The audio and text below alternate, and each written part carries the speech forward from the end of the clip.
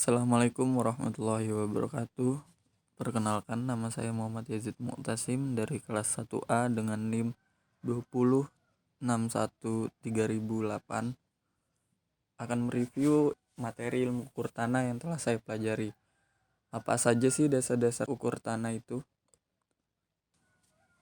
Pengertian ilmu ukur tanah dapat dianggap sebagai disiplin ilmu meliputi semua metode untuk pengumpulan dan pemrosesan informasi tentang bumi. Ilmu ukur tanah merupakan bagian rendah dari ilmu yang lebih luas yang dinamakan ilmu geodesi, di mana pada penerapan ilmu ukur tanah dengan maksud praktis adalah pengukuran sebagian kecil permukaan bumi yang diaplikasikan pada bidang teknik sipil. Untuk memudahkan pengukuran bidang ilmu ukur tanah, pada ilmu ukur tanah ada beberapa satuan ukur yang mesti dimengerti oleh surveyor dan adanya keseragaman dalam satuan ukur yang diterapkan di Indonesia. Satuan ukur tanah ada jarak atau panjang, ada luas, ada satuan volume, dan ada sudut. Satuan panjang.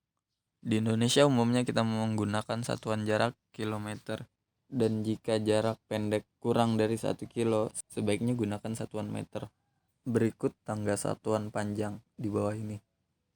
Kedua, satuan luas. Dalam pekerjaan tanah untuk ukur luas biasanya digunakan kilometer persegi atau hektar dan meter persegi. Yang ketiga adalah volume. Satuan pangkat 3 atau milimeter kubik digunakan pada pekerjaan tanah seperti galian dan timbunan. Yang keempat, satuan sudut. Satuan sudut dibagi menjadi 3, satuan derajat, satuan gradien, dan satuan radial. Berikut adalah contoh-contoh dari ketiga sudut. Dimensi yang diukur. Pengukuran lapangan berarti pengumpulan data-data ukur dan objek-objek yang ada pada lokasi wilayah yang diukur.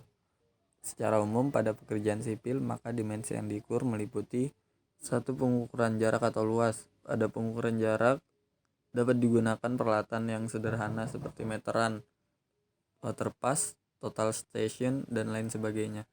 Kedua, pengukuran sudut horizontal dan vertikal. Pengukuran sudut horizontal adalah untuk menghitung koordinat posisi titik ukur di lapangan, sedangkan sudut vertikal untuk menentukan ketinggian. Alat yang digunakan biasanya kompas, water pass, dan total station. Pengukuran beda tinggi dan ketinggian. Tinggi suatu objek di permukaan bumi yang diukur tingginya dari suatu bidang datum tertentu, biasanya permukaan air laut. Penentuan ketinggian dari bidang referensi dan tinggi muka lantai ini biasanya dengan mengacu kepada beberapa hal: tinggi muka jalan, tinggi muka lantai bangunan di sekitar, tinggi muka air banjir. Yang ketiga, asumsi atau anggapan, istilah untuk pengukuran yang relatif kecil yang tidak diperlukan koordinat dan elevasi terkait bidang datum nasional.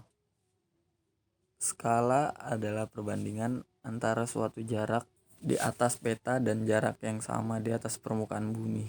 Skala memiliki 2 macam: skala numerik, skala dengan perbandingan nilai atau angka-angka. Kedua, skala grafis atau batang, digambarkan dalam bentuk batang, diturunkan dari skala numerik. Peta. Secara umum, peta merupakan gambar hasil pengukuran permukaan bumi yang dituangkan di atas sebuah bidang datar dengan proyeksi dan skala tertentu. Agar peta berfungsi dengan baik, 3 persyaratan pokok harus dipenuhi. Jenis-jenis peta. 1. Peta kadaster. 2. Peta skala besar. 3. Peta skala sedang.